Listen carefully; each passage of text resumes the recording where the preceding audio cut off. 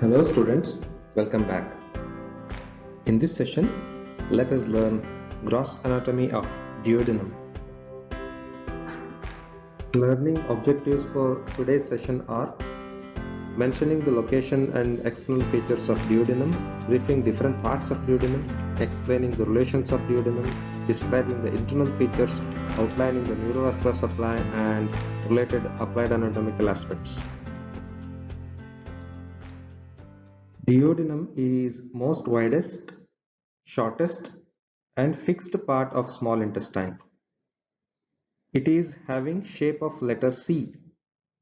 The concavity of the C is filled by the head of the pancreas.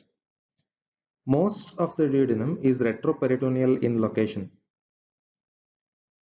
It has four parts. It lies just above the umbilicus at the level of vertebrae lumbar 1, 2 and 3. When abdominal cavity is divided into four quadrants, it lies in the upper right quadrant. It extends from pyloric end of the stomach till it meets jejunum.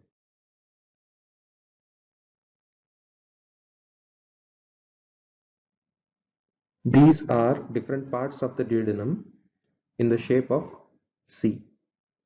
First part, which extends from the pyloric end of the stomach, is directed backwards to the right side and slightly superiorly. It measures 2 inches in its length. This is vertically descending down second part, which measures 3 inches. Third part is horizontally directed. It is 4 inches in length. Fourth part is 1 inch long.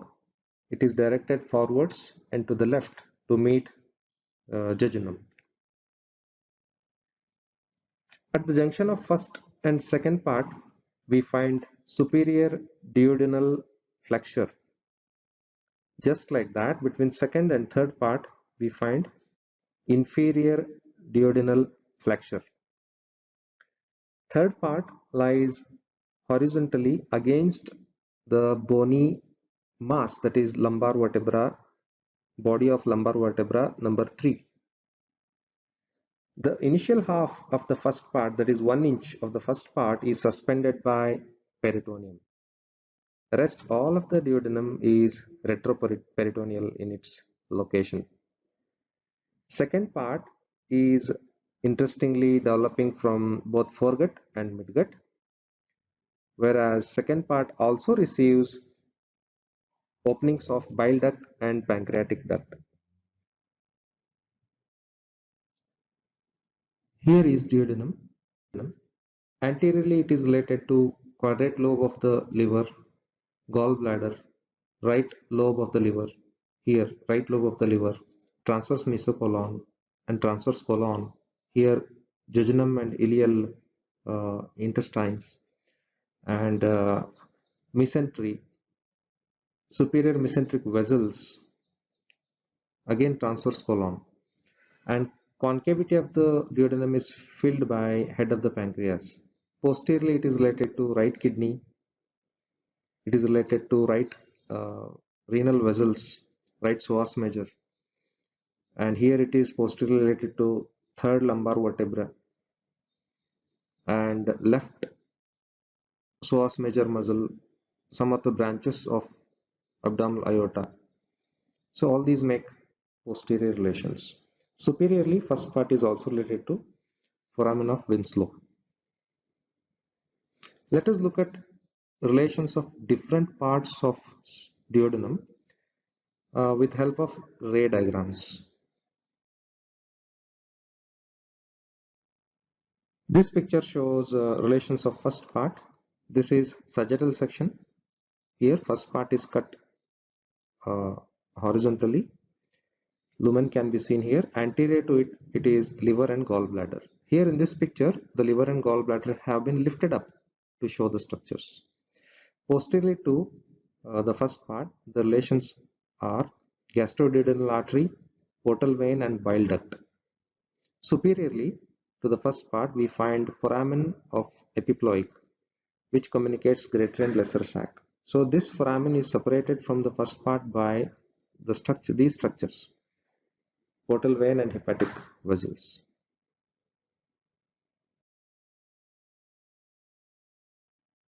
These pictures show the relations of second part of duodenum. Here it is. Anteriorly it is related to liver, right lobe of the liver, gallbladder, transverse colon, transverse mesocolon, and in the lower part it is related to coils of intestine, small intestine. Posteriorly it is related to right kidney, renal vessels, right psoas major muscle. Medially it is related to head of the pancreas, and laterally it is related to hepatic flexure of large intestine.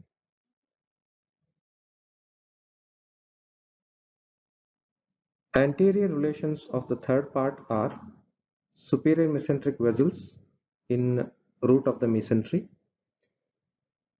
Posteriorly, it is related to right renal pelvis, right ureter, right psoas major, inferior vena cava, right gonadal vessel, and origin of inferior mesenteric artery. Inferiorly, it is related to coils of intestine, and superiorly, it is related to the head of the pancreas.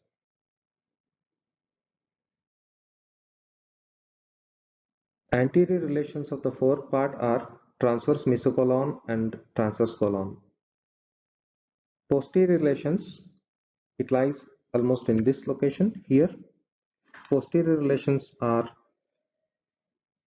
left renal artery, left gonadal artery, inferior mesenteric vein which joins with splenic vein, left sympathetic chain, and left psoas major.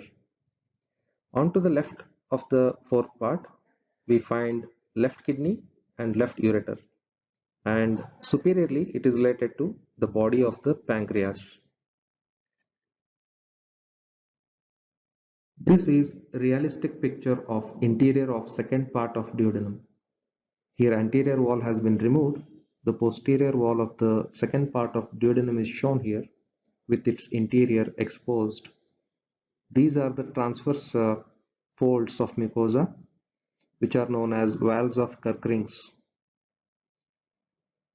We can see here in the interior the pancreatic duct and bile duct together join to form an elevated opening, that is major duodenal papilla. You can see it here. These are the valves of Kerkring's. The pancreatic duct, the main duct of pancreas, and common bile duct, both of them join to form a summit and opening, that is major duodenal papilla. This papilla is 8 to 10 centimeters distal to the pyloric orifice. Just proximal to it, say about 2 centimeters, we find one more papilla, that is minor duodenal papilla, where accessory pancreatic duct opens. In conditions like stones in the gallbladder or in the bile duct or in the common bile duct, an imaging technique can be taken where a catheter is introduced through the oral cavity, through the esophagus, through the stomach, and it reaches here. It finds major duodenal papilla, and radio-opaque material is injected retrospectively backwards into these ducts, into the pancreatic duct, and it also enters the common bile duct. If there are any blockages, filling defects can be identified. Here it is. This is the endoscope where it has a catheter and it is injecting the radiopaque material. We can visualize here pancreatic duct, and here is common bile duct and intrahepatic biliary trees. We are not seeing gallbladder here because it is a case where gallbladder has been removed. It is after cholecystectomy. This procedure is called endoscopic retrograde cholangiopancreaticography.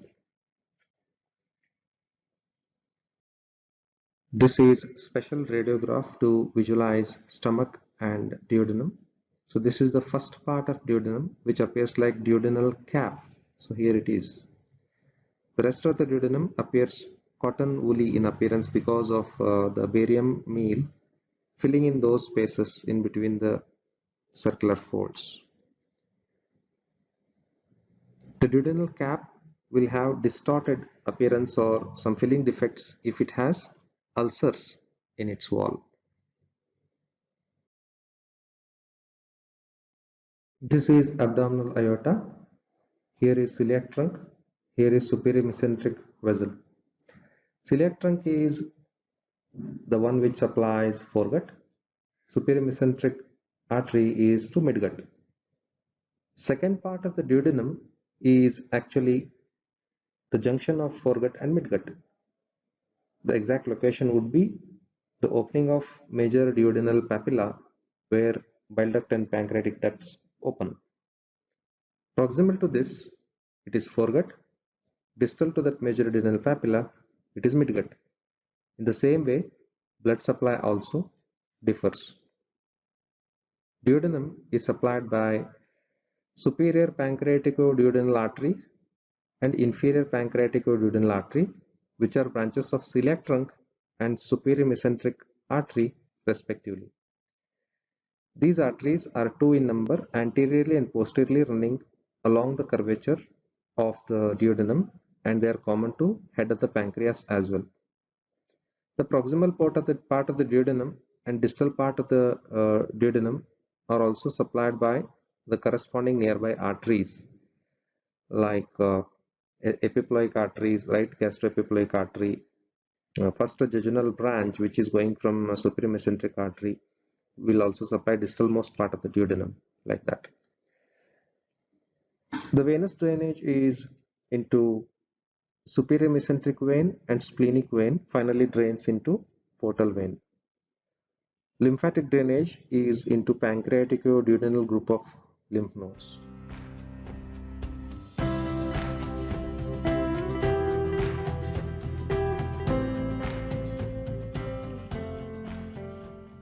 Applied anatomical aspects.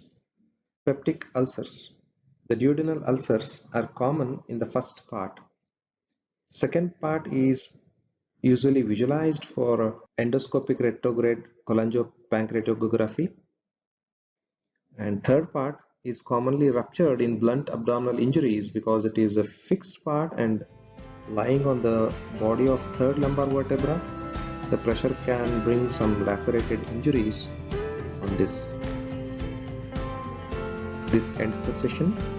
Thank you.